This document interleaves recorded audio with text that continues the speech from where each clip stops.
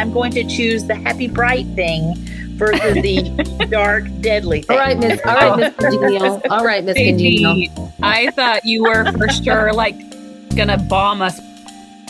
Hey y'all, it's LJ here, owner and founder of Smart Moms Plan Disney and Smart Moms Travel. We are so glad you're here for another episode of the Smart Moms Plan Disney podcast. Now, here's your host, Allie. Hey there, everyone. Welcome back to another episode of the Smart Moms Plan Disney podcast. We are so excited that you're here today. It's going to be a super fun one, full of a lot of helpful information, a little bit of a debate, and definitely some great takeaways for your Disney trip that you may be planning or may be hoping to plan. But before we dive in, make sure you just stop what you're doing, hit that subscribe button, get notified each week that a new podcast episode has dropped. You want to be among the first people to listen every single week, get the information before anybody else. So just stop what you're doing, take care of that. It helps us, it helps you, and we are so grateful. We are also going to give another shout out to the members of our Patreon community. We have been building and growing over there, getting to know our subscribers, and it has been so much fun. We are offering them tons of help, planning guides, other cool little gifts for being subscribers, and we would love to see you there. We would love to connect with any listener that wants to join. You can find that link in our bio, and we are excited to see you there. Today, we are I think going to have a lot of fun talking about a topic that worries a lot of, especially moms, planning vacations with little ones. I'm here with Becki and Stacy, and we are going to be ranking all of the attractions at Magic Kingdom that do not have a height requirement. Before we do that, I want to remind you, if you have not already checked out the link in our bio, we have another mailbag episode coming up where we are going to be learning all about what makes the perfect park bag. And I'm sure if you have been to Disney before, you had something in your bag that saved the day, or maybe your day could have been easier had you had that one thing you forgot. You have a good story or something you think is a must in the park bag. Make sure you fill out that form. Only takes a couple minutes. And maybe we will read your response on air. Okay. Becki and Stacy, good morning. Good morning. Good morning, friends. I cannot wait to get into this with you. We have done a couple of these ranking episodes at this point, and every single time they are a blast. And every single time we don't know the order. We do not know what the number one in our ranking list will be until the very end when we tally the totals. And I love that suspense. So make sure you're listening all the way to the end so you can find out what the number one best attraction with no height requirement at Magic Kingdom is. But I want to know, because as I was looking through this list, I was so excited. It's full of iconic attractions, and honestly, the list is big. And I know a lot of people worry. You hear all the time, I need to wait to take my kids till they're older. They need to be able to remember it. They're not going to be able to do anything. Well, we've already addressed the fact that you can take little ones even if they won't remember it, because you're going to remember it and you're important too. But the notion that there's nothing for them to do is just not true. And this list really proves it. I think that the list of rides in Magic Kingdom almost are like a perfect playlist on Spotify. It's like, how many skips are there at Magic Kingdom? There's not a lot of skips at Magic Kingdom. There's so many great rides for you to do as an entire family where nobody has to feel like they are being left out. So true. These are things that I think I really enjoyed this nostalgia of preparing for this episode, because these are things that I started riding as a little girl. Many of these are rides that are original to the park, and that's super fun to go back through. But because of the no height requirement, these are things, not that the 70s always had the best safety rules anyway, but these are things that I've been riding since I was a child. And there's still things that we can take our small, even babies onto. Yeah, I have talked a lot on the show about my kids, and they've all been going since they were babies. And I believe rode these attractions as, 6-month-olds in my lap or next to me, whatever made sense. And probably not next to me at 6 months, but they were little and they were on the attraction, and it's really fun. I am curious though, because as I was making my list, for listeners that maybe have not heard a ranking episode here on the podcast, the way we do it is we have a sliding scale of 0 to 100. and we assign each attraction, in this case, a number 0 to 100, and then we average it out. And the way I kind of look at that is I kind of look at it as like a 1 to 10 scale, right? And if I would give an attraction a 7, then I would look at it in the 70s and kind of slide it up and down based on how I like it. And I tried to make it all relative. I wanted to make sure the attractions I like the most obviously had my highest numbers, but I am a thrill seeker. I like thrills, attractions that are bigger, that do have height requirements, that do put butterflies in your belly. Those are the ones I prefer. And so it was interesting when I was making my list because I had to take thrill factor out of it. I couldn't say, well, I don't think that one's very fun because it's not thrilling, because that's not what we were looking at. So my criteria on ranking was different. I like that we're going from 0 to 100. It gives us a lot of leeway between, like, I have 2 rides listed here that are my very favorite rides in all of Magic Kingdom. And it's like, I have to have the ability to put one slightly above the other. And so that ranking works really well for this. I'm super excited. There are so many that are just like, do we have any that we can drop below a 50? I don't know. Well, spoiler alert, I did. Yep, I have one below. I have some below 50 as well. I have a couple below. And it's not that I'm just trying to be a tough critic on these attractions. It's just that I truly took a lot into account. I took nostalgia, history, theming, how much fun I think it is without the thrilling component, things like that. I put it all in there when I was deciding. And I feel really good about how I ranked it. And I'm really excited. I have a feeling that I know what number 1 will end up being. And I don't want to say it now, but I bet I know what it'll be, but I'm excited to find out. So are we ready to dive in? Let's go. So excited. All right. The first attraction we are going to talk about, and we have a lot on this list. So if you are somebody that is worried about taking a little one to Disney World, please know that on this list, these attractions all have no height requirement. And we did not include character meet and greets. We did not include shows, attractions that are in theaters, like they maybe aren't a live show, but are a show in essence. And so this isn't even a complete list of things you can do with your baby or toddler in Magic Kingdom. This is just the attractions. First one, we're going to talk about the Walt Disney Railroad. This just recently reopened. This was closed for a very long time. They were making renovations and expansions and things to the park, making room for Tron. So the railroad was closed for a very long time. It reopened just over a year ago. And I can't even believe I'm going to say this. A year ago when it reopened, that was my first time riding the train. What? That really is unbelievable. I know. That really is unbelievable. I don't know if my parents just didn't care about it, didn't realize what it was. I don't know, but we just bypassed it, every time we were at the park. And then that became what I did with my kids. We didn't pay attention to it. And I rode it last year. And oh my gosh, I love the railroad. I like it for a couple of reasons. Number one, it's part of Walt's vision. He loved trains. There are great pictures of him on the Disneyland Railroad. I love that it is a staple of the park. It's consistent with the theming and kind of the vintage vibe of the park. It's beautiful. A lot of little kids love trains. There's a train at the end of my block, and my kids love to walk to it. So any train, then you take it, you put it in Disney context, it's even better. It's a quick way to see a lot of the park. It has stations all over the park. So you're going to be able to get from the front of the park all the way back to the circus area where Dumbo is very quickly if that's a priority for you. So I like it for its convenience. And I think it's you couldn't have Disney World without it. I'm giving it a solid 84. Ooh, that's a strong one for you to start with. I love the railroad too. I think that the railroad has 2 different directions you can sit on it. You can sit front to back, like stacked like a car, or you can sit outward facing. And I think you get 2 different vantage points when you're doing that. We recently got to board the train over at the closed area where Splash Mountain is. And it was so cool to be able to see the upcoming Tiana things that are happening, because only from the train station can you actually see what's happening behind those walls, which was really, really cool. I love the Walt Disney World Railroad, but not quite as much as Allie, apparently. I gave it a 73. Yeah, I really do like it. I'm excited. Becki, I'm so glad that you mentioned Tiana's Bayou Adventure, which we did just hear is opening summer of 2024. So that's really exciting. And you can take the train right on over to where that amazing new attraction is going to be. Yeah, and that's actually where I was going to start with this. I have a really high ranking for this. This is a very nostalgic ride. Of course, it does have the history related to Walt Disney, which makes it really cool.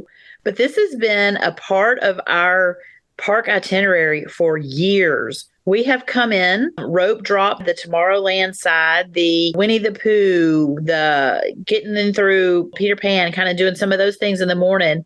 And then to get over to Big Thunder Mountain and Splash Mountain, we would get on the train. And that has just been a part of our itinerary. We used to love the fact, I think I had mentioned before, we have often rented strollers from Disney World to be our strollers when the kids were little. And they have a system where if you are using a rental stroller, you just hop out, get all your stuff, leave your stroller there, hop on the train. And when you get over to the other side, you get a new one. And that's was always a really nice feature of the Disney rentals. So anyway, we've been doing this for a long, long time. Big part of our family history. We really love it. All the things about being practical and magical. And I gave it a really high 90. Wow. Yeah. I honestly can't say that I'm surprised because, like I said, we're taking thrill kind of out of the ranking here, or at least like exhilaration and thrill. I guess you could make an argument that these rides are thrilling in their own way. But you take the other things. I love that you said practical and magical. That's a great way to kind of look at these attractions that we're ranking today. Okay. Next on our list, we're going to go to Tomorrowland. And in Tomorrowland, you're going to find the Astro Orbiter. We have talked about this. Becki, I want to hear you go first on Astro Orbiter. Wah, wah. Astro Orbiter is, in my opinion, the worst ride in the park. It is, you have to go up an elevator to go stand in line. You have to, the view might be the only saving grace of this ride, in my opinion. Gosh, I don't know. I was shocked. I was actually shocked when this was on the list for no height requirement because you are really high. And I'm thinking, I'm having my little toddler up there. You are up above the people mover. Dang. Talk about a great view, but everything else is like a solid hard pass for me. It's a great view unless you're crammed in with another adult, squishing each other. Putting another adult inside of your lap, and oh my gosh, it's awkward. Come on in. Yeah. You're my only view if we're riding together. Yeah. Oh my goodness. Yeah. And I don't have much different to add except for just my own hatred for this ride as well. It's just, I also cannot believe I can take a baby on there. The concept makes me sick. The idea, first of all, this is the worst line. It is the longest, slowest line. The process of getting on the elevator, the whole thing is just ridiculous and annoying. I have very strong feelings towards this. I'm sorry. The seating, yes, there's no separation between you and the person sitting in front of you between your legs. It's also cramped and kind of small for large, tall people like myself. The view is the one saving grace. It is a pretty view up there, but I can also see really nice views from very similar spaces nearby, which we will talk about soon. I feel like it takes longer to get situated on the ride and get going, but then it actually does to ride this ride. So for all of these things, I give it a 20. Oh, yeah. I don't want this thing to rank anywhere higher than the very bottom of the list. I want it to be my math. I choose 20 just to keep it down there so that just in case one of you had some higher feelings. I didn't even say my score. I'm not far off from you, Stacy. I gave it a 25. It's just it's a ride. Yeah. Yeah. This is hilarious. I agree with everything you said. I actually have the view as the saving grace written on my notes, because the view is nice. And anytime you can have that, it's great. It also, I will say, is a nice addition to the Tomorrowland skyline. It's a pretty thing to look at for Tomorrowland. Yep. I appreciate that. I wouldn't love to see it go for that reason. It gives it height and exactly safety. And I don't want it to go anywhere because I do love the way it looks in the land, but I don't want to ride it. Just want to look at it. And so this is funny, Becki, I also gave it a 25. Yeah, it is. It's a pretty part of the aesthetic of Tomorrowland. I'm glad it's there. I think I just do not like the fact that babies can go on it. That's just wrong. If adults want to go on there and waste their time, fine. But just I don't know, the idea of a baby could be riding around up there and that thing spins around fast, y'all. I actually think that's the people that would like it the most. A baby wants to be up high and feel like they're flying. It is safe. No. They would not have no height requirement if it wasn't safe. I know. And I don't mean to imply that Disney would have something unsafe for babies. However, it's just my gut my gut just can't take it.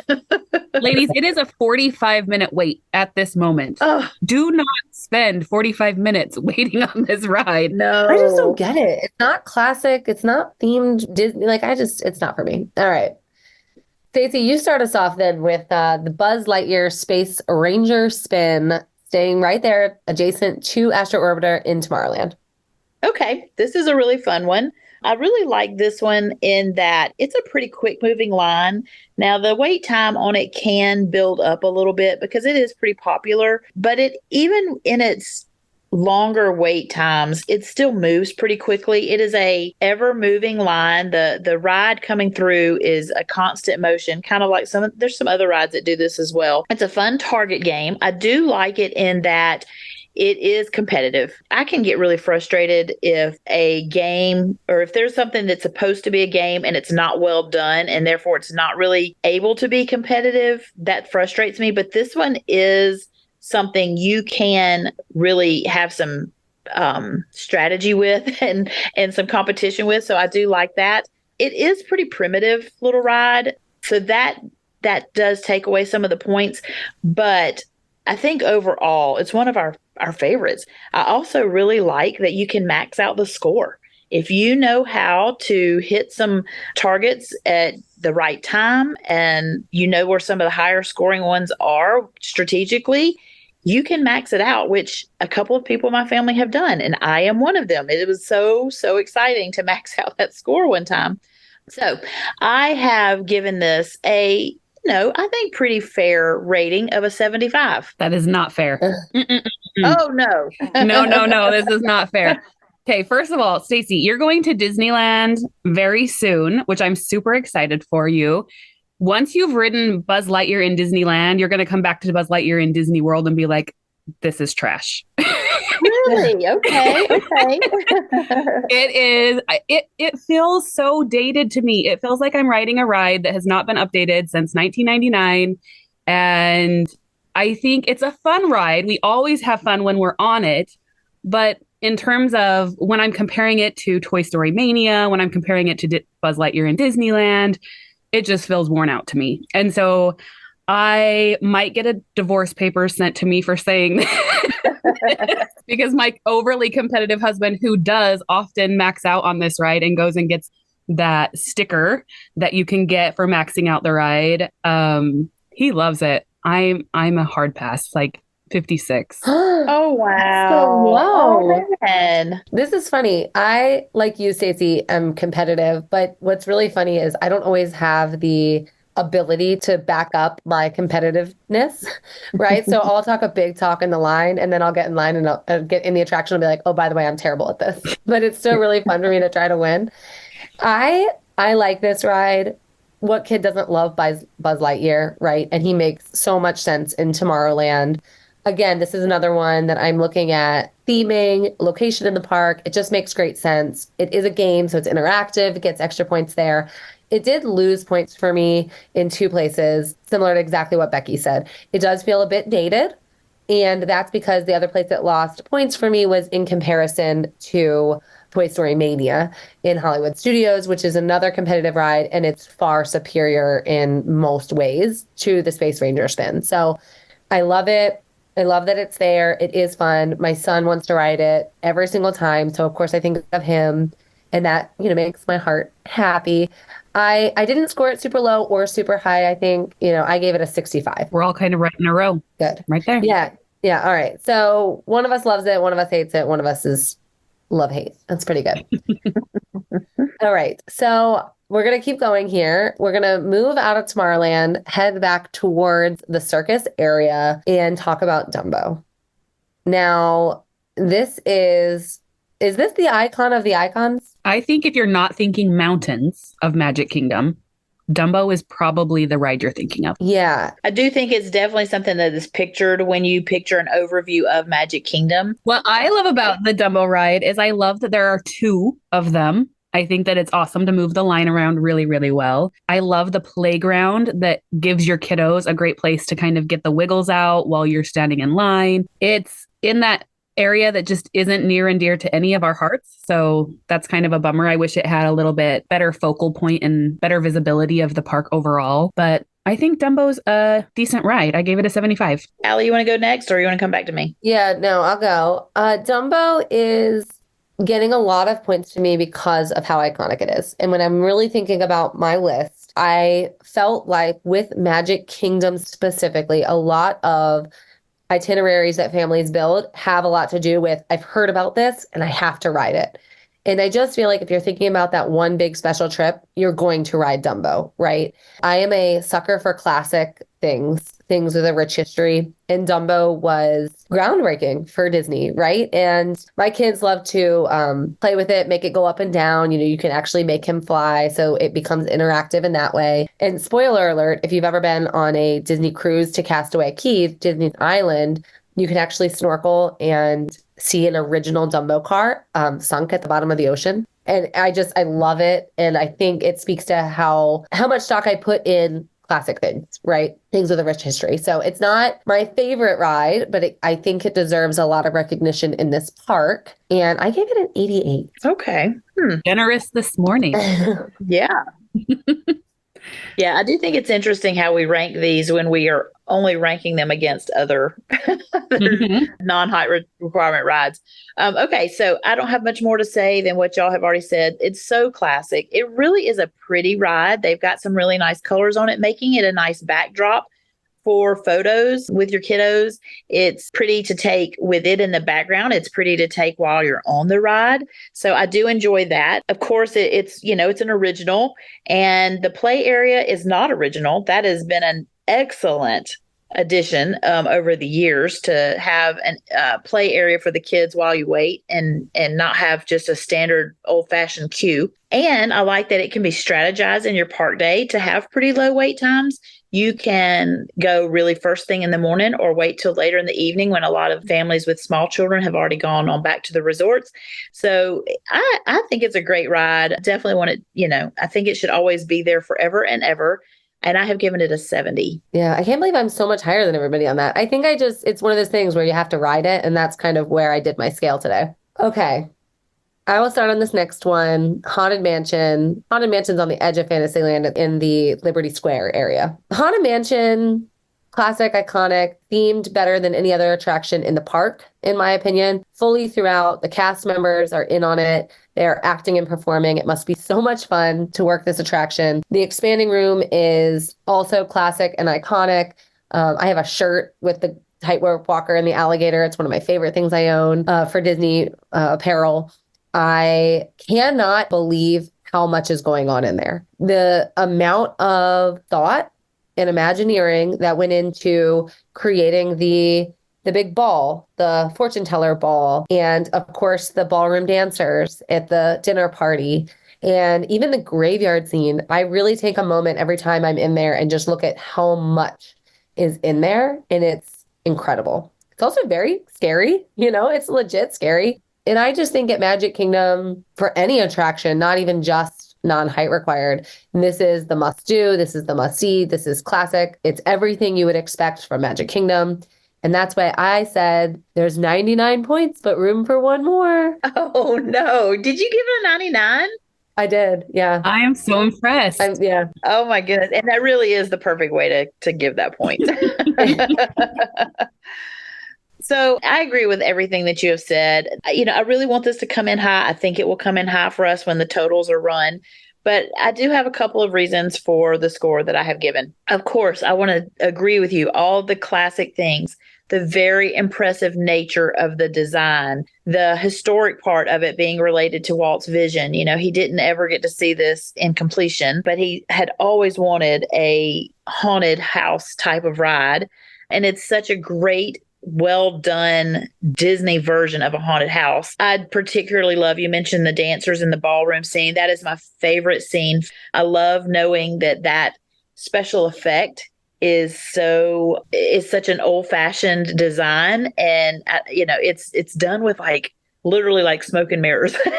And it's so cool, that they have, it's real animatronics running in a hidden area underneath where you're riding, and then it's reflected. And so, like, it just gives an incredible illusion. I just love all of that. I love the queue. I love the doom buggies. Other than the fact that I'm a little tall for the doom buggies, it's hard to wear my ears in there. Other than that, it's great. I love the stretching room. Like, it has so many things that I absolutely love about it. Now, I'm going to throw in the tiniest of negatives. The reason that I have a little bit of an issue that I've lowered the score.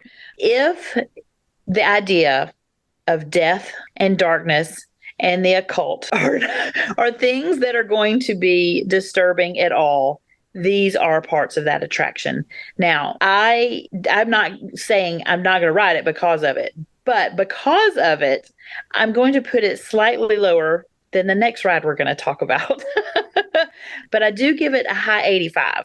I think it's fantastic. I love it. But just in comparison, I do have it lower than something else here coming up soon. Hey, Disney has a dark side. Have you met the villain? Oh, it does. It does. But when I choose my favorites out of it, I'm going to choose the happy, bright thing versus the dark, deadly thing. All right, Miss Congenial. All right, Miss Congenial. I thought you were for sure like gonna bomb us with like a 50 or something. No. 85. No. I would have rioted. I feel good about an 85 from you. For all of the things you were saying, I could give Haunted Mansion 100 because I love it that much. I think it's an amazing ride. It's the perfect place to just, I don't know, like it was a place that I would nurse my babies when they were little. Like, it's a long enough ride to be in the dark and private and all of those things while it's not jerking you around and all of those crazy things. I love the Haunted Mansion. I love the picture at the end where you're getting a ghost next to you. There's not a lot to dislike about it, but does it make you cry? You get emotional and cry in the Haunted Mansion? No, I actually don't think I've ever cried in the Haunted Mansion, but I do really, really love it. We tend to get stuck. Our family thinks it's hilarious because we tend to get stuck. I think probably 9 times out of 10, we're stuck watching the ballroom dancing scene. I don't know why it happens, but it happens so often that we just laugh about it now. You and I got stuck together in the graveyard. We did. And I actually really, really love the stair scene in it too, where the step, you can see the steps happening. There's so much to love. But because it is scary, I would say from 2 years old to 4-year-olds can sometimes have a hard time simply because of the dark nature of it. They can get a little bit spooked. And so I can't drop it below a 90, but I'm going to give it a 91. Nice. Yeah. Fair enough. I just think it doesn't get better. What more can you ask for? Okay. I feel good about it. We're going to move now. And I'm going to anger one of our co-hosts so much with our next one. For sure I am. We're going to go to Small World, just down the way from Haunted Mansion. And I don't want to start this one. Becki, you start. It's a Small World is classic Disney. The song's going to get stuck in your head. Those little animatronics are adorable. I love how it just kind of gives you a peek into all of the different cultures around the world. I am that person. Again, I must be our Disneyland person because I constantly am comparing things to Disneyland. And Small World in Disney World compared to Small World in Disneyland doesn't hold a candle, in my opinion. I think that the things they have going on in Disneyland are better for Small World. But I love this ride. I'm happy to sit through it every single time we go. I have ears that are Small World themed ears that I wear every single time I go to Magic Kingdom. It's just kind of one of those things. I think the classic nature, the song, the theming, all of those reasons give it an 80 from me. Okay. Yeah, I'm so glad. I was really kind of afraid this was going to be like, and maybe, well, hey, we don't know what Allie's going to say yet. This gets so much hate in the world of Disney. People are so annoyed with Small World. What? How can you not want to ride? It's a small world. It's the most pleasant experience to just be on this relaxing little boat ride in these beautiful colors. And it's so white and airy and it's children. And I just don't understand why anybody has hate for this ride.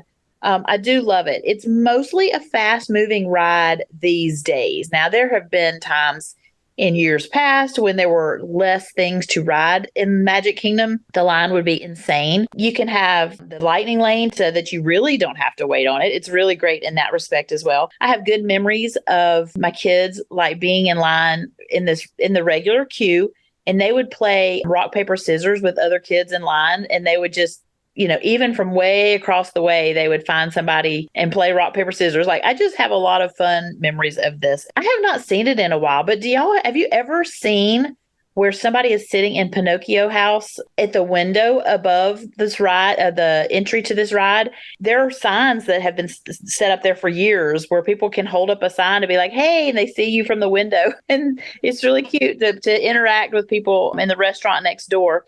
I do love, like you said, Becki, the theme, the message, just the whole idea of we are a unified world of people, that it's just a humanitarian thing. I love everything about it. I love the signage at the end where it's all of the different languages saying goodbye. Now they even have it interactive where it'll pick up your name from your magic band sometimes and it'll say, bye, Stacy. And I just love everything about that. Because it's another slow moving ride and I wanted it to be higher than Haunted Mansion, I gave it an 86. Okay. Here we go. No, I'm going to surprise you right now and I'm going to really anger Carla. Small World is annoying. Okay. It's 13 minutes long. I've clocked it. And you have the same song over and over. But I love the song and I love this ride. And my earliest Disney memories include riding this with my mother. Every time I went to Disney World, it was even if my brother and dad did not want anything to do with it, we made sure to ride it. I cannot think of anybody that couldn't have fun sitting with their kids going through each of the different rooms. And I mean, we find something new every single time. And then, of course, it's always pick your favorite, pick your favorite doll out of each of the rooms. And I love the last room when the whole world comes together and it's white, yes, pretty, and the Ferris wheel. It's gorgeous. I love it. Yes. There's a lot of Imagineering that went into this. I love the can dancers. They're just adorable. I love this ride. I can't say enough good things about it. Yes, it's annoying. Yes, it's long, but I actually love that song. I own a dance studio and my daughter is actually dancing to the song this year, but it's a really beautiful version. It's not like the fast-paced, high-pitched version. It's like a Small World cover, but it's really beautiful. And they're all dressed like, different little countries. It's really great. I love Small World. Maybe that's a bad opinion because it does get a lot of hate, but on this show, it's going to get a lot of love today because I really like it. 3 of my family members, including myself and 2 of my friends, have had our names at the end of the attraction where it'll say, au revoir, Allie, and it's so cute. I love it. And it just, again, that's that interactive moment that you're looking for at Disney. I give Small World a 90. Oh, yay. I love it. Before we leave off of Small World, right now it's a 25-minute standby. What would you say is your line for being willing to stand in that standby versus come back later? What was the line right now? 25 minutes. Yeah, I was going to say my max would be about that. That would be my max. I'd prefer 20 and below. I'd consider 25.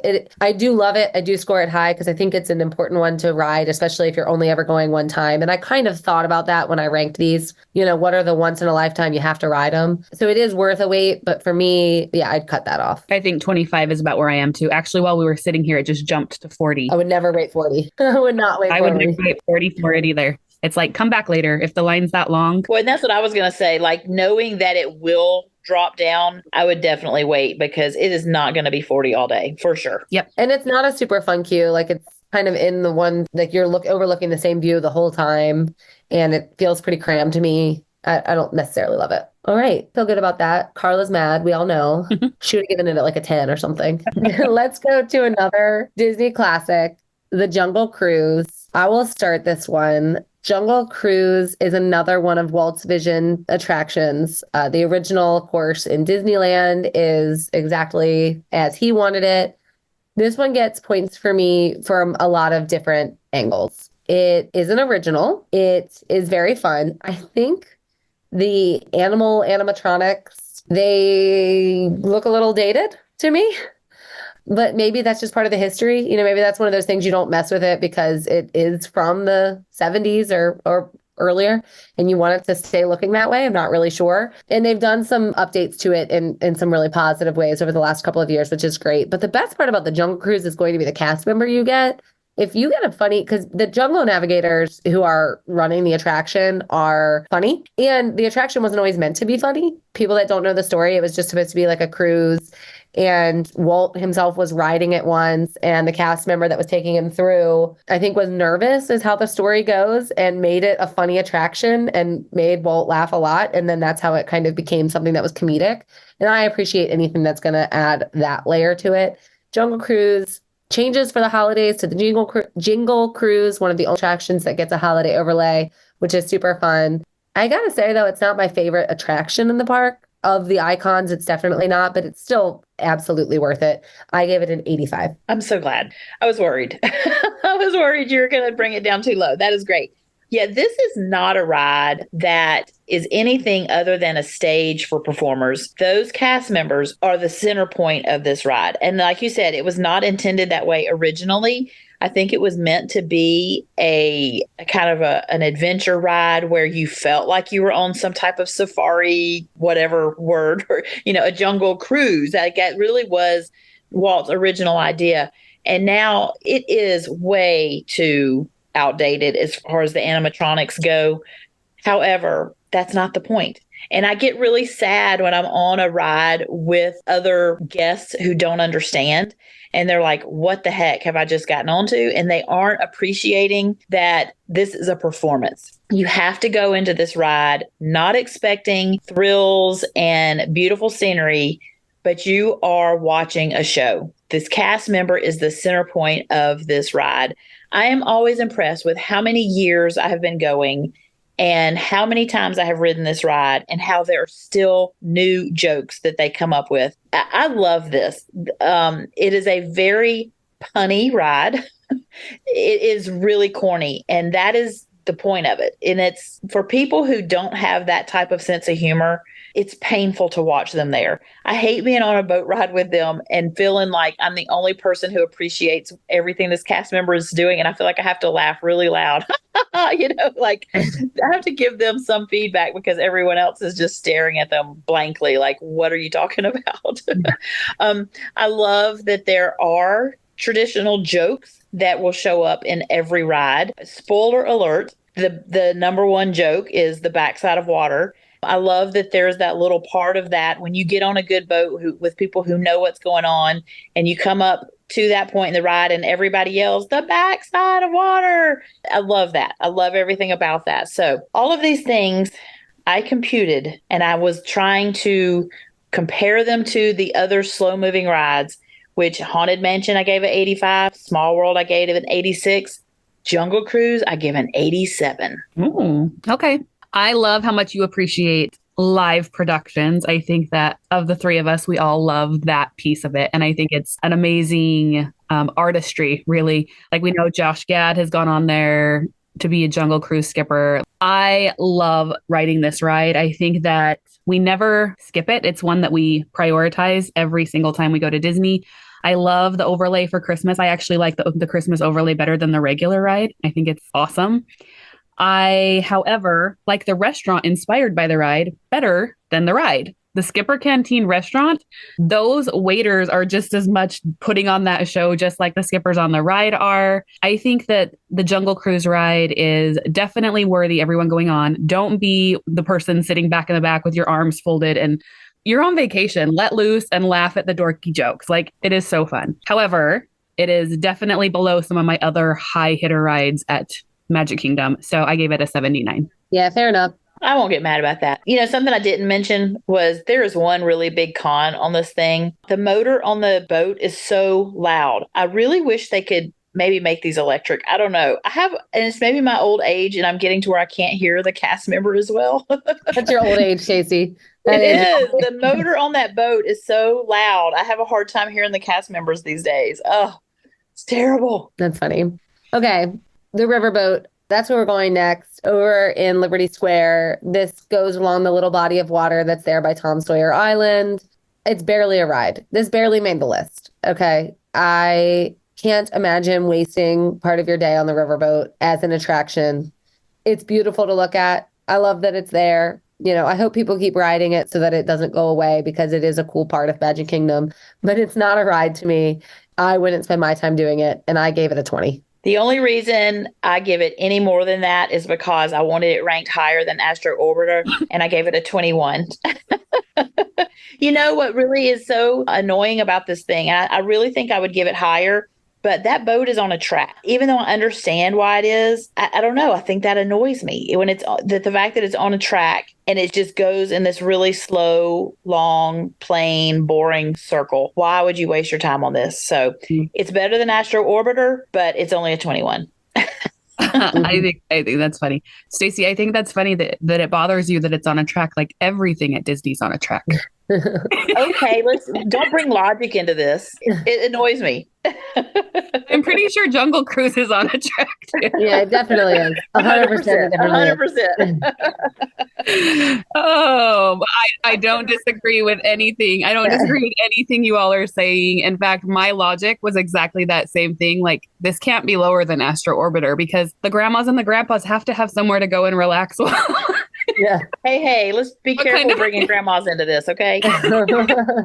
Oh, goodness. I also think that the nostalgia of Walt's connection to why he did this, why he put it in the park, gives it a little more than Astro Orbiter. So I gave it a 30. 30 is too high. That's too high. My kids have never asked to ride the riverboat. Never. Have you ever ridden it? No. I don't blame you. I feel like I surely have. Feel like I went through the process of I can't be such a hater if I've never ridden it. Yes, you can. But I have no memory of riding it. And so I don't know if I just have gone through the thought process that I need to ride it and never did, or if it's just that forgettable. I really don't know which of the two it is. Well, either way, Yep. It's a low score. Yeah. Go look at it. It's cute. There's a little shaded area, but yeah. Okay. We're going to do one more, then we're going to take a break. The Mad Tea Party, or probably what listeners know referred to as the teacups. Classic spinny ride. Becki, you take it. I have nostalgia like bursting from this ride. Sean refuses to get on it. It's not for the faint of heart. If spinning is any kind of issue for you, you are not going to want to ride this ride. But we ride it often. I have video like of my kids growing up on the teacups. I love that. I love that it's the iconic like ride vehicle. I would say between the teacup and Dumbo, they are the iconic ride vehicles in Magic Kingdom. I think that it's a good time. I love when you're on at nighttime and the lights are off and the lights are glowing under that. I love that there's usually characters kind of hanging out around the tea party. Sometimes you can see Alice wandering around there. It's not like an amazing ride, but I enjoy it. I gave it a 76. Well, it is on a track. Stop. Oh, regret. No regrets, Stacy. No regrets. We know. Okay, Stacey, we know you took off points for the track, but what else? Okay, here's the honest truth. I love this ride. It's beautiful. It's so cute. I want to love it. It is purely motion sickness as to why I have taken off any points at all. And I feel like I said, I just want to ride it. And I know children love it. I know I loved it even as a child. That feeling of spinning and making yourself dizzy is just such a fun thing for kids. Can I tell you a really awful story? If you don't like, I don't know if I should even tell this story, but I've already brought it up. So here we go. When I was very young in the 1970s, when we would visit in my childhood, we had a souvenir book. There was a nice photo book of just a little paperback, but it was a large book with glossy photos. You know, it's kind of like a coffee table book, but paperback, really beautiful, of all the different scenes around Magic Kingdom. And we had that book at the house, and I would love looking through it. And one day I asked my mom, I was like, why are the front pages kind of stiff and crinkly, and the front two pages, why do they stick together? Oh no. Like what happened with this book? And Mom was like, yeah, that was where you threw up after the teacup. And we kept that book. Mom did not throw that book out just because I barfed on it. So the barf book. We just wiped it off, and yeah, I didn't really want to look at the book too much more after that. But yeah. That's a great nutshell about what this attraction is. Exactly. I want to love this ride. I just can't. And I feel like about 50% of the world would agree with me. So I'm going to give it a 50. Wow. That's so low. That's That's hilarious. Do you think Mission Space Orange or the teacups are the most motion sickness attraction in Disney World? Oh, I think Mission Space has it Mission beat. Space. They have to tell you like 57 times before Yeah. you get on the ride. Yeah, Mission Space is probably worse, but I would say more people cannot ride the teacups than can. Yeah. I all of the points I gave teacups are rooted in nostalgia and what it represents for the park. It's not going anywhere. Here's an attraction most people can't ride, but we're not going to get rid of it, right? Like because it's that iconic. You can get some amazing videos of your kids on the teacups. Like if you video them while spinning, I know a lot of people probably just throw up hearing that, but if you can do it, if you can do it, it's really great footage. It's so sad because I didn't used to have any sort of motion sickness at all. And as I've gotten older, I notice it more and more. And the teacups are becoming something that are very, very difficult for me, but I do it for my kids. But I gave all of its points because of nostalgia and what it represents and everything I just said. And I gave it a 70. Yeah. It's one of those rides that somebody from your party is going to be watching from the side, but the line is always usually some point in the day you're going to be able to walk on. This is even an attraction that's hard to look at. I mean, like sometimes you can't even sit there and look at this thing like without getting like that dizzy eye emoji. Okay. Beware of the teacups. We are going to take a quick break and then we're going to finish ranking the non-high requirement rides at Magic Kingdom. Are you a dedicated fan of the Smart Moms Plan Disney podcast and feel the need to take notes while listening to each and every episode? Our Diamond Mine Patreon subscription is a perfect fit for you. Every month, our Diamond Mine subscribers receive a new Disney travel guide that simplifies and organizes the podcast content. Join our community at patreon.com and search for Smart Moms Plan Disney podcast. Joining our Patreon supports our woman-owned small businesses and allows you more simplicity and support in planning your next Disney vacation. Join us at patreon.com and we'll see you there. Welcome back, everyone. This has been so much fun. I can't believe how in line we are with our thinking, but I am excited about it. Although I'm a little curious now. I said at the top of the show that I thought I knew what the top ride would be, and now I'm not quite sure. We just took a sick break and left off with the teacups, the bad tea party. And I will never forget Stacy's story for as long as I live. Sorry about that. I love it. No. And we're going to move up to the front of the park to the magic carpets of Aladdin. And Stacy, you start with this one. Okay. There was a little while, a couple years ago, that I liked this ride a little more because I would say you could ride, if you wanted to ride Dumbo, but the line was too long, go over to Magic Carpets because it's a very similar ride, but the line is always shorter. And that was the case for years. And I feel like that strategy has caught up with me. And now that's not true anymore. Now that Dumbo has the play area and they'll call you back when it's your time to ride. And I feel like the Magic Carpets, it goes a lot slower now. I feel like the wait time here is longer than it used to be. So I've had to shift my thinking on it. However, it is a really fun ride. I like the location of it versus trying to find your way back to getting on the Dumbo ride. So if you want this type of ride, I feel like I'm more naturally just here. And it's a good place to hop on. And it has a little bit of a different motion to it. I know that this is something you particularly like, Allie, the little wobble that you can do when you're riding this ride.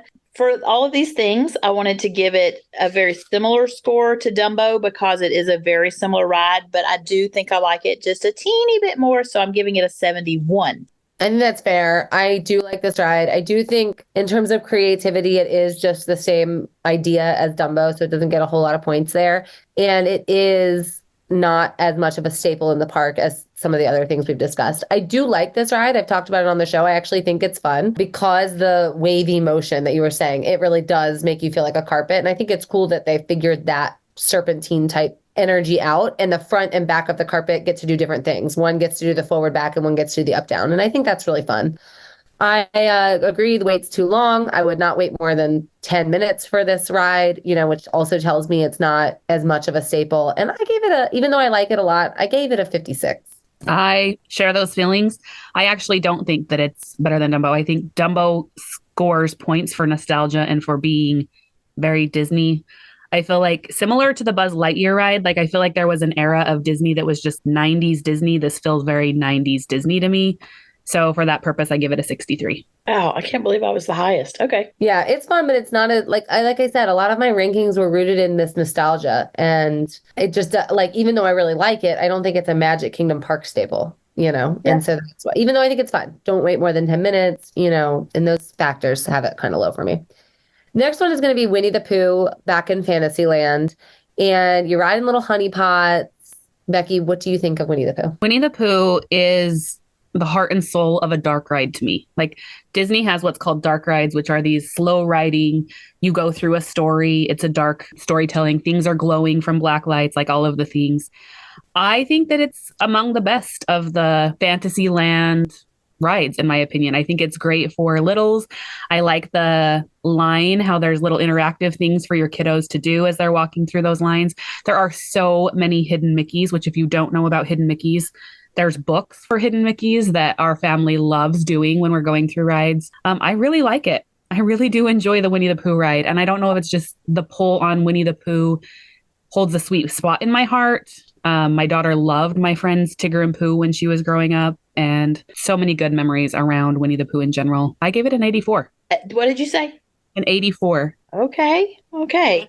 Wow, that's too high. Mm-mm. Yeah. Okay. That's too high. Winnie the Pooh is not a staple to me and my family. We don't really have deep ties to Winnie the Pooh. None of us are like Pooh lovers. We don't even ride this a lot. I specifically remember some of the dark scenes and things. I specifically remember Tigger. The Tigger scene is cute and unexpected.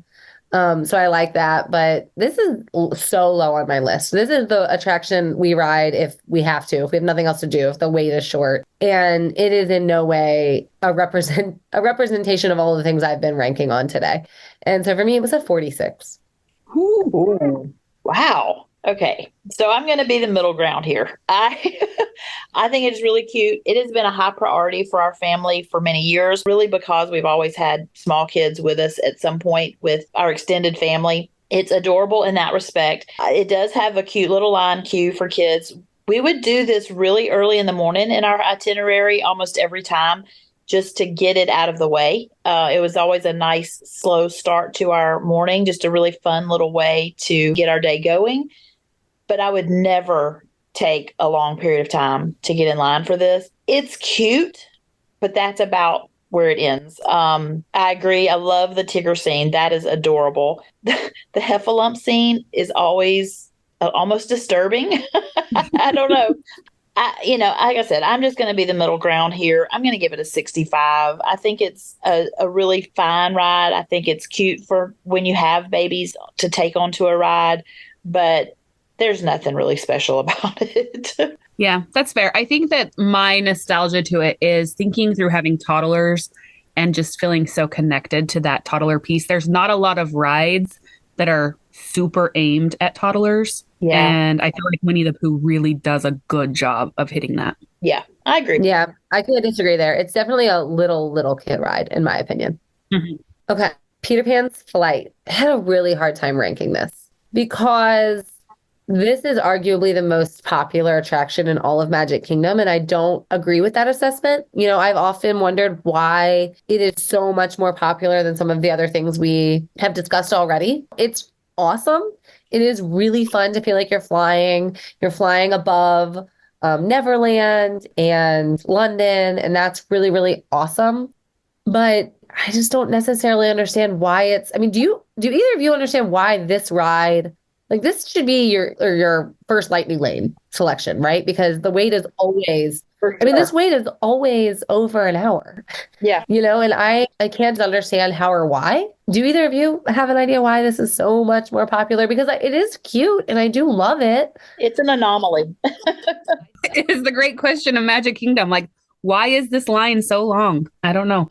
I struggled with the rating on it as well. I understand. I actually really love Peter Pan. I talked on our character episode. I talked about our connection to Peter Pan and the great stories we have with Peter Pan, but the ride just isn't it. I don't know why the line's so long. Yeah. I mean, who doesn't love Peter Pan and the idea of never growing up and you're there with your kids? Of course. I sort of, in my ranking, bought into the mentality of, this is a popular ride just because it has become such a staple. It's just not my It's not my favorite. We don't even ride it every time we go. And that, it says a lot to me. I gave Peter Pan's Fight an 80 because people love it. It is a park staple, but I think it's a little overrated. It is relaxing. I'll say that. And for any Smart Moms travel agents listening today, the Hidden Mickey will be relaxing because that's the overarching theme on a lot of these rides. They're slower moving and relaxing with your kiddos. I just think it's a little overrated. The queue is maybe more entertaining than the attraction. Well, and the queue is a recent addition. That has not always been there. The queue is really super great. However, I would say don't ever see the queue. You need to have a lightning lane for this. You do not need to go through the queue for this. And I'm going to just agree with everything negative y'all have said about this and then be crazy and give it a higher score than it probably deserves.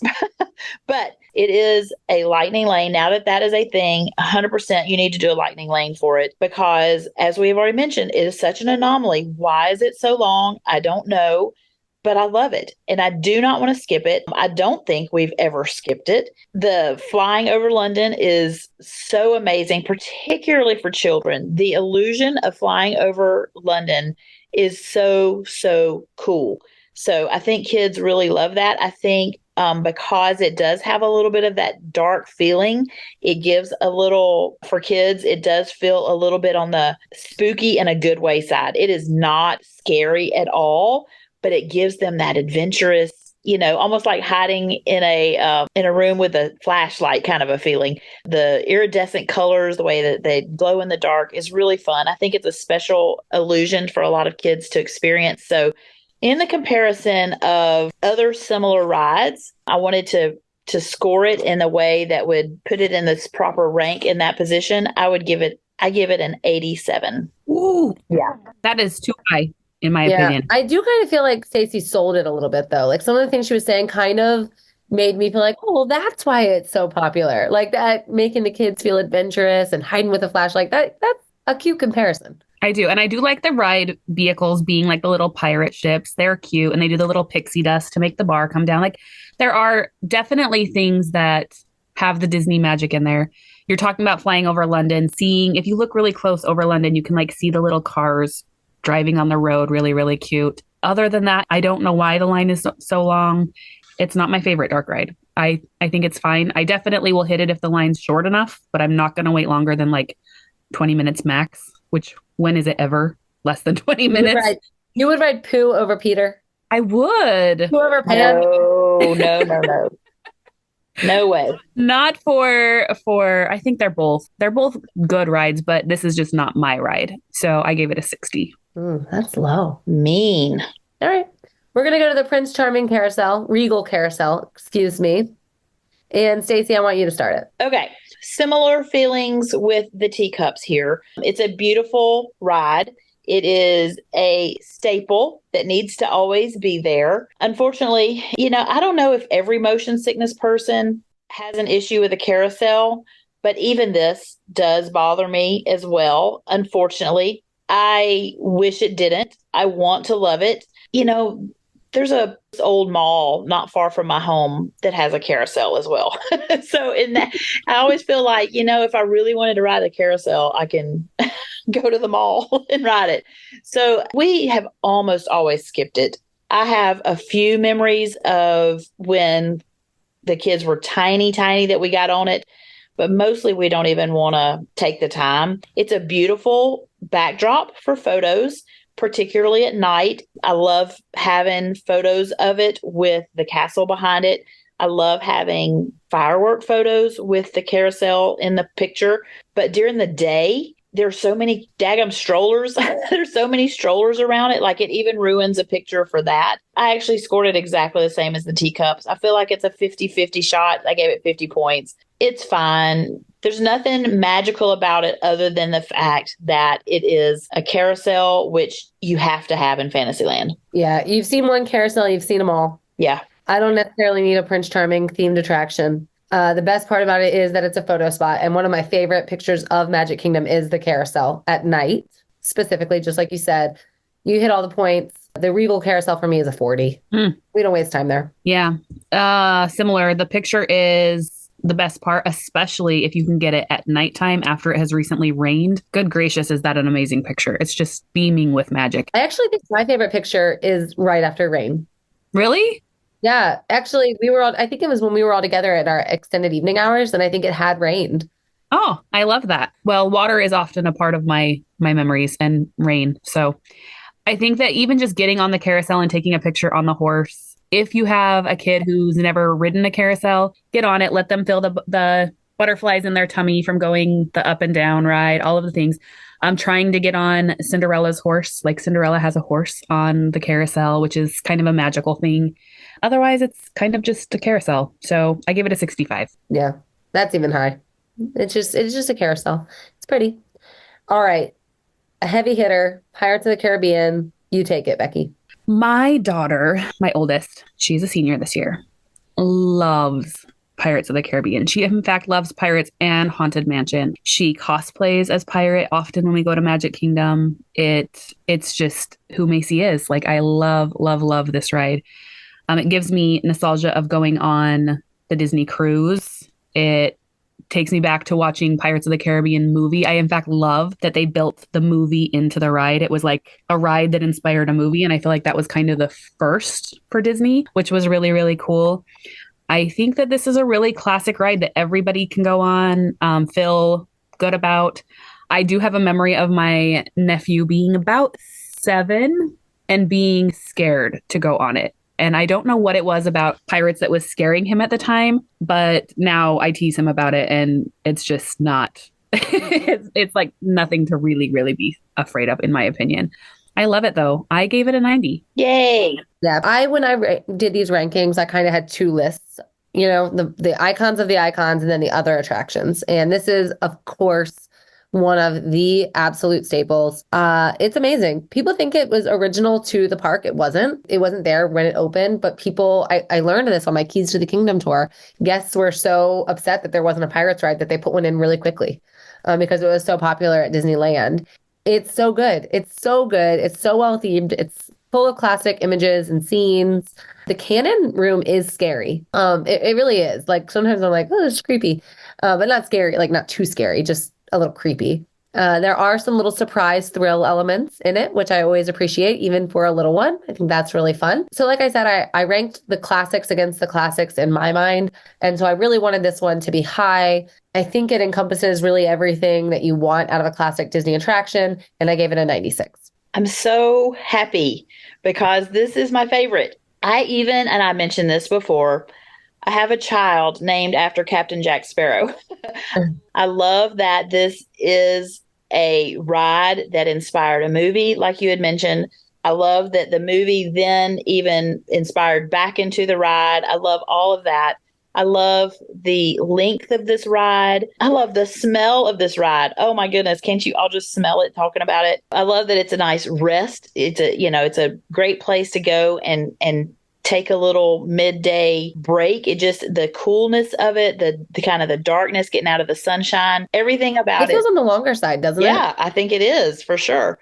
The detail of it, it's still in the old fashioned Imagineer days where they really have so much pride in their work. Like when you're going under one of the archways into another room, there's a pirate sitting on top of the archway and his leg is dangling down and you see the hair on his leg. All the little details like that, the little pigs in the mud pile. Like I love all the details. It is absolutely beautiful. I love that it has adapted over time. They were in the news a little bit about changing up some of the storyline with some of the male and female roles in this attraction. And I loved that it has grown with the times in that respect. Mm-hmm. So all of these things. And I really needed this to be high. And I'm glad to know that y'all have not infected its score with you and that you were in agreement. But I did give it a 99. I need this to be the top of the list. Now that we're doing more of these episodes, people are getting really strategic with their rankings now. Doing these more. Stacy, what keeps it from being 100 for you? I don't know. I guess I could have given it 100. There's not anything. I guess maybe it does have a long line. You really do need to do a lightning lane for this. So I guess, you do. But even that, I don't know that that's necessarily a con. I think it's just evidence of how great a ride it is. I want to say too that the Keys to the Kingdom tour, if you have really older kids, like 16 and over, or you're going with just adults, it's not that expensive. And it kind of gives you a behind the scenes tour of all of Magic Kingdom. Very cool. But my point to saying this is on the tour, you learn a huge, rich history about this specific attraction and sort of how it came to be in this park. And there are some really, really crazy, cool stories about the pirate costumes that the audio animatronics are wearing and a huge ordeal that happened with them right before the opening day of this ride. And the set designer and the costume designer and all of the Imagineers that went into the creation of this specific version of the attraction. I highly recommend doing that tour to learn all of that because I gained even more respect for such a classic ride after doing that tour. I truly do love this ride. However, back to Disneyland, I actually wish this ride was longer. It's only 8.5 minutes. And in Disneyland, it's like 15 plus minutes. It is a much, much longer ride in Disneyland. And I really like how Disneyland ends up, you go down more hills in Disneyland because they're limited on space. And so you have to go underground a lot more in Disneyland. But they did such a good job bringing it over to Magic Kingdom. I'm so glad that they brought it over. It needs to be in every single Disney resort, in my opinion. Mm-hmm. Yeah, for sure. Okay. Then why don't you start us off here on the next attraction? People Mover? Yeah. It is my ride. I could sit on the People Mover over and over and over and over and over. It's actually called Tomorrowland Transit Authority, right? But yeah, it is. People Mover. It's barely a ride. It is just on a track going in a circle, not a circle. It's taking you through all of Tomorrowland. It takes you through getting to see inside of attractions. Sometimes you'll get to see the inside of Space Mountain. On multiple occasions, we've seen Space Mountain with the lights on, which is a really cool thing to see. Getting to see inside of Buzz Lightyear.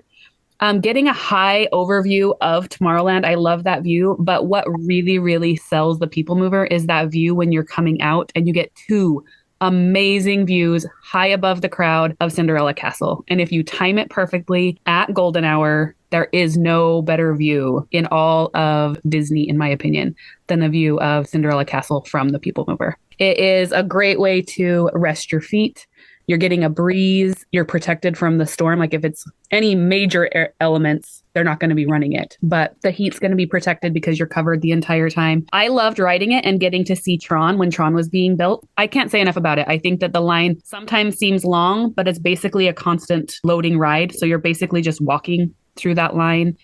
And I truly, truly do love the People Mover. I cannot give it as high as I want to because the reality is it's not an amazing ride. Like, is everybody going to love it? No. But I love it. So I gave it an 80. Yeah, that's good. So here's the thing. I agree with everything you said. I wish every land at Magic Kingdom had a version of this ride. Yeah. Because I love behind the scenes and just being kind of taken around these incredible lands that Magic Kingdom has in each creative way for each land. Like you could hop a magic carpet in Adventureland, and have the Adventureland mover or whatever, and just go behind the scenes in one or two attractions. I really love it for that. I agree with you. I feel bad for the riverboat right now because we called it not an attraction and then dunked it.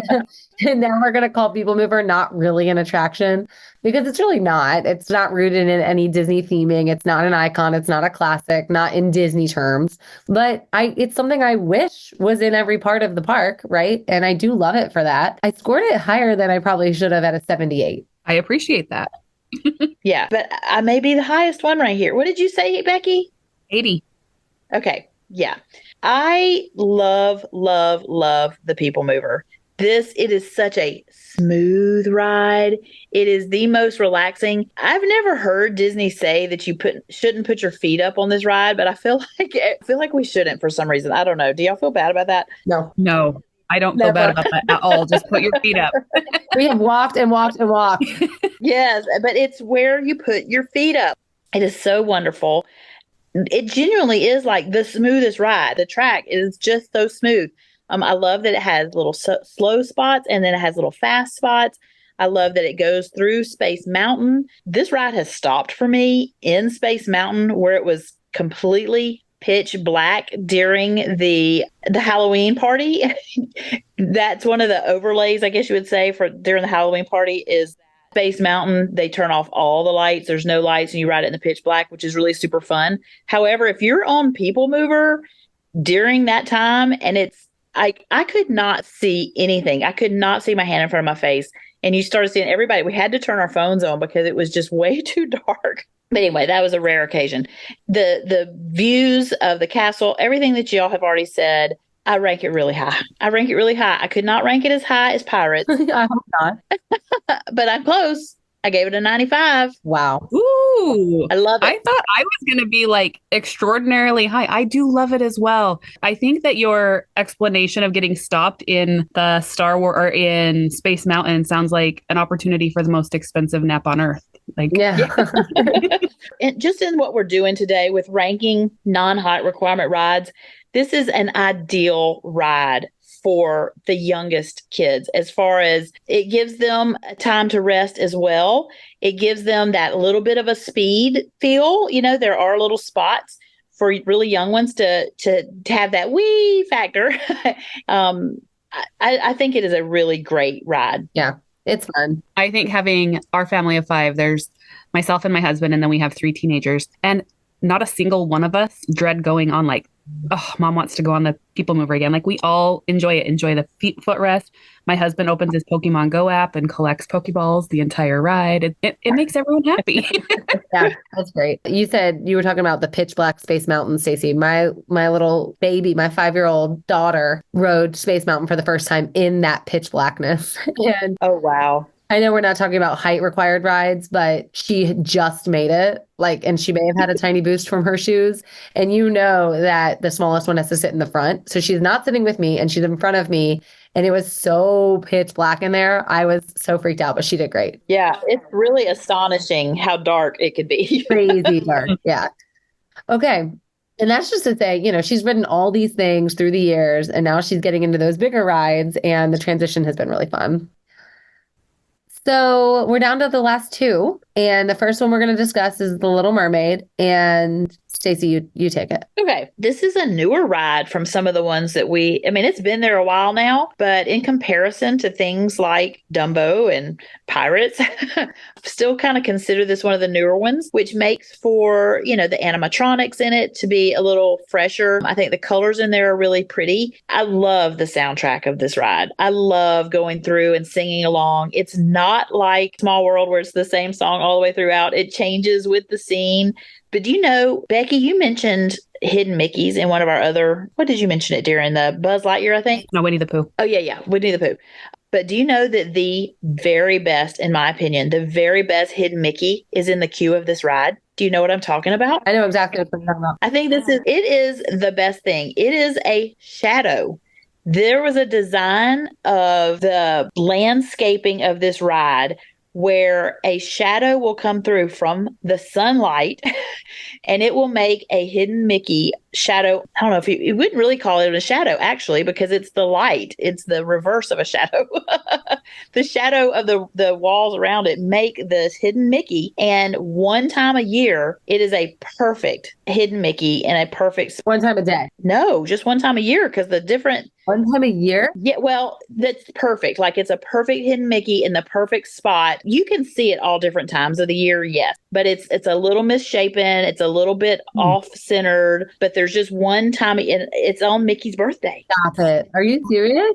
Yes. It's amazing. Like, the math that had to be done for this blows my mind. And I'm so astonished by that. So, I love being able to see it. Now, it's not there all day. It's just during a certain time of the day. And it does kind of shift just because the sun's not moving, but the earth is moving. And anyway, the aspect of that, I love that. I think that's just totally mind blowing. I love the little fun effect of entering the ride as you're on the seashells and it goes backwards into the water and you're looking up into the ceiling and it's, as if you're going underwater. I love that effect. I think that's really super cute. It reminds me of scuba divers when they're falling backwards into the water. Do y'all know why scuba divers fall backwards? No. Because if they fell forward, they would land in the boat. But anyway. You should be a skipper in Jungle Cruise. I know, I know. I'm really lame. I am so lame. Okay, so I've been rambling on. I'm giving this an 88. I love it. I'm giving it a pretty high score. I think you need to do it. That's great. Go ahead, Becki, you go. Little Mermaid is the epitome of my childhood. I am born in the 80s, but I feel like I'm a child of the 90s. I wore out my VHS version. Yes, even the inappropriate version of the VHS cover. Only a true 90s child would know. That's Yeah, right. That's this right. is true. This is true. Oh, people are going to be Googling that now. Why? Why is there an inappropriate Oh, they know. Little Mermaid? They These people already who know. sit and listen They to us, they already know. know. They know. Yeah. I love, love, love The Little Mermaid. It's something about the red-haired princesses, right? I love Merida. I love Ariel. I loved the new Little Mermaid movie, but the classic holds a special place in my heart. It's right there with Winnie the Pooh in terms of nostalgic and rides. My very favorite animatronic in all of Disney World is on this ride. I love King Triton. the Sebastian. Oh, I thought you were No.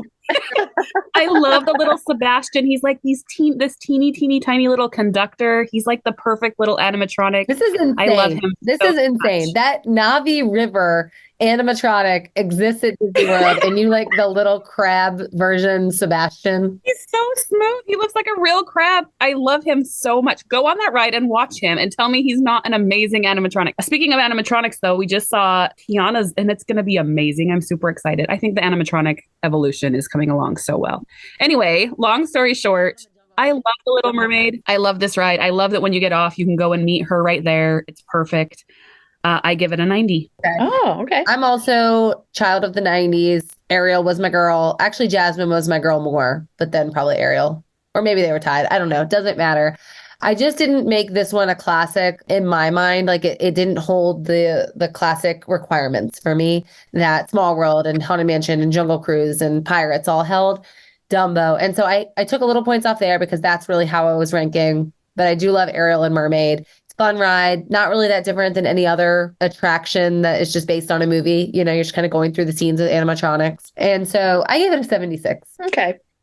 All right. And that brings us to the very last attraction. I want to remind you that we did not rank shows or like live shows or animatronic shows or video shows that exist at Magic Kingdom. So just remember that this isn't even a complete list. We've done a lot of things today. This is not even a complete list of what you can do with your little ones. But the very last attraction we are ranking today, Carousel of Progress. Yes. This has been a heated topic on this show here. Becki, I want you to start. Well, we will introduce it in pure Katie fashion that it has the best song, which we love listening to Katie sing, but best song is in air quotes. Yeah, it's Best. not that. This is my least favorite song. It holds. This was like debated on should this be a ride? Like we're essentially ranking rides that don't have a height requirement. In my head, this is a show, but it does have some of the pieces. It is moving. There are animatronics. There are things that could classify it as a ride, I suppose. It's there. It's happening. Yeah, it's there.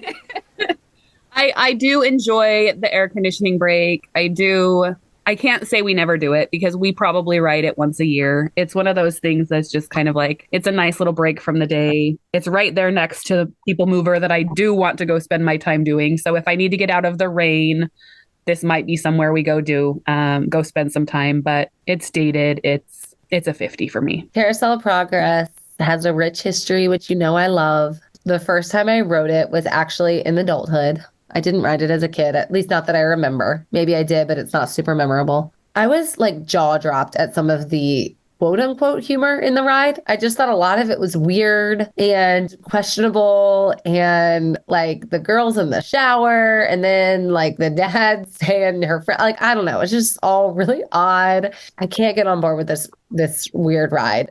I respect it for being Walt's thing. It was presented at the World's Fair, and that's great. awesome. Good for that. Glad Disney World has it. But I agree with you. I also gave it a 50. It got half and half for me because I can respect what it is, but it is not for me. Yeah, And I hate that song, by the way. Oh, you hate that song. Yeah, I respect it. We do hop on there often just for the nostalgic of it. We have memories of clapping and singing along like the annoying families do that go in there. So we want to experience that every once in a while. We are not riding this every trip. I do love the advancement that came with this, that Walt Disney thought of ways to move large crowds of people at the World's Fair. It is such a genius way of getting a lot of people through an attraction in a short amount of time.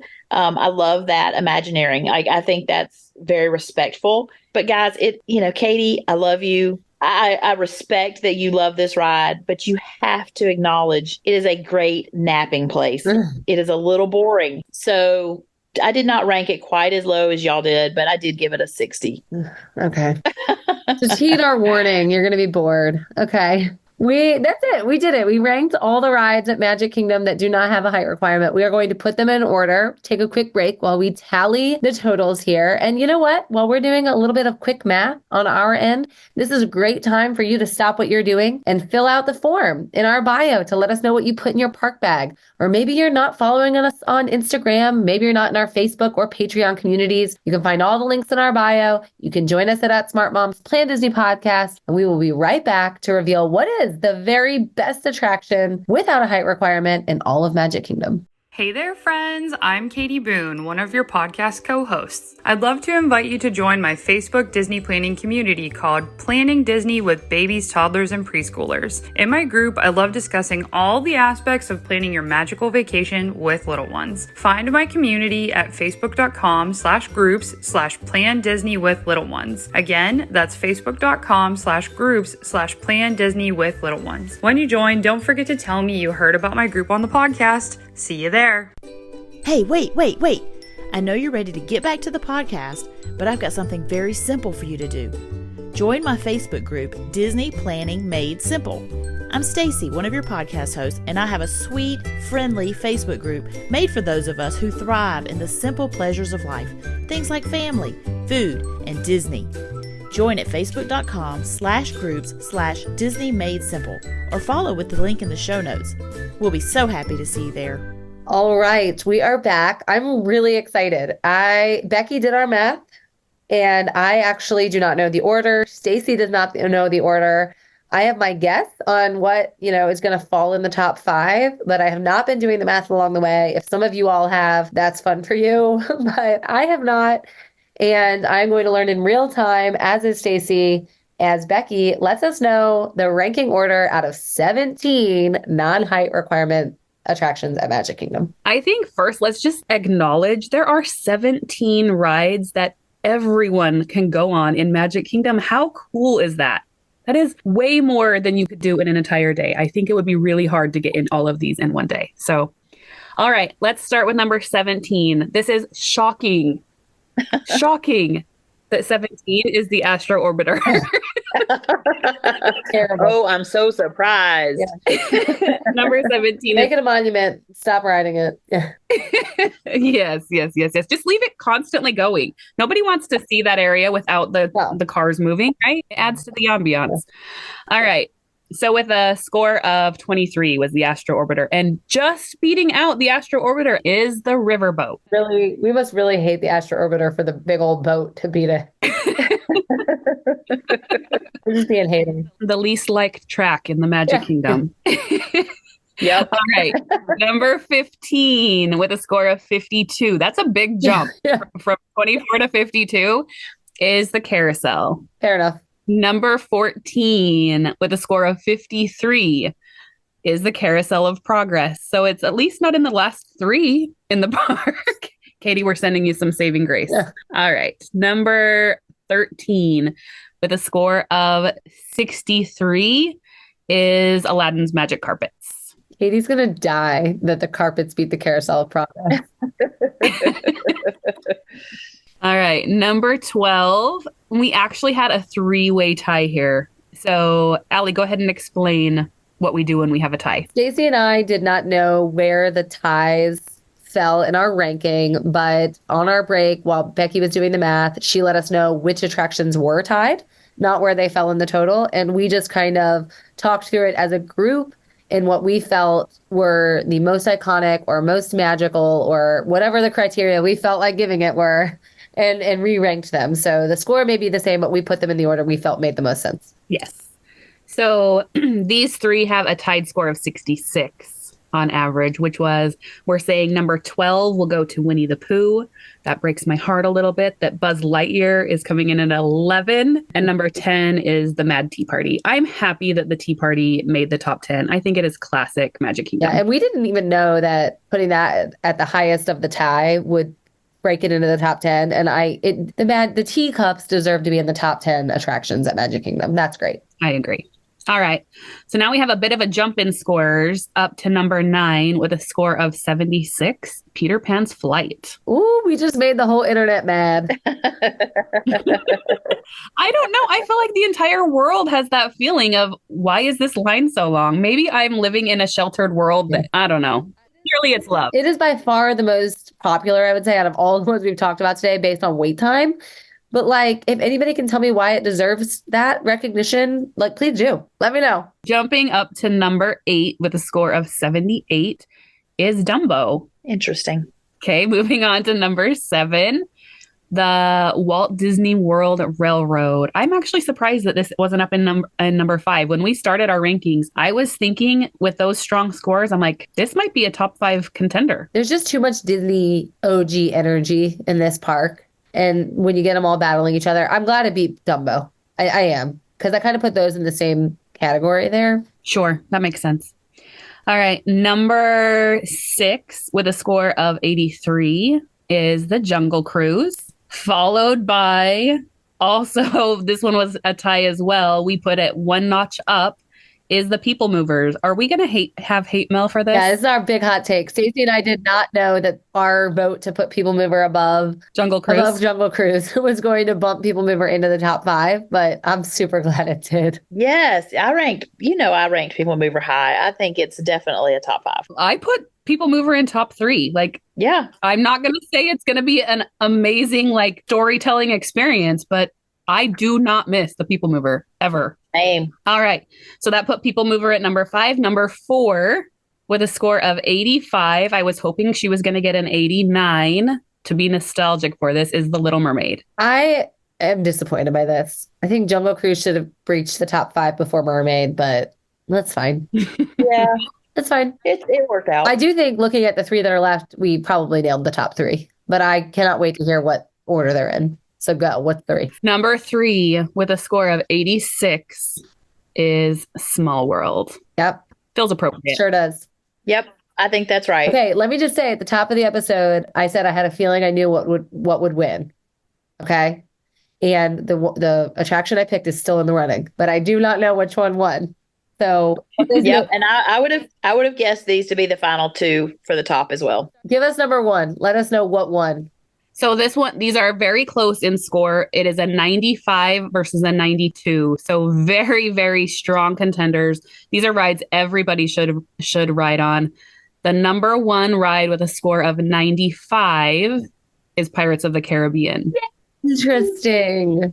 I really thought that Haunted Mansion was going to be our top pick today. I knew it was going to be one of these 2. I didn't really know where you guys were going to weigh in on these 2, but I love that they're number 1 and number 2. Yeah. I think that any given time they could be flipped-flopped, but today Pirates takes the crown. Yeah, I don't disagree with it. I love Pirates. Obviously, we talked about it. This was so fun. I think more than anything, we now have a really comprehensive list that's going to help families prioritize which attractions they should be prioritizing. Some are unexpected, maybe with People Mover in there, and some that you maybe thought you were really going to want to put a lot of pressure on. Maybe you've drop down in your list based on our list.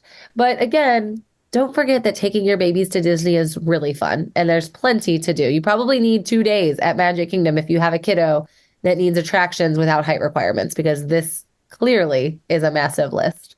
That was so much fun, both of you. Thank you so much. I loved it. I cannot wait to rank more things around Disney World because we all have strong opinions. And for the most part, they're typically opposing opinions, although today we were pretty in sync, which was fun. That's going to do it for us today. Recently, we had a listener leave us a 5-star review. It's Carly Gratz. She said, "This is the best of the best. This podcast has been a favorite of mine for several months now. These women are so relatable as fellow moms doing Disney and share the best tips and tricks and itineraries.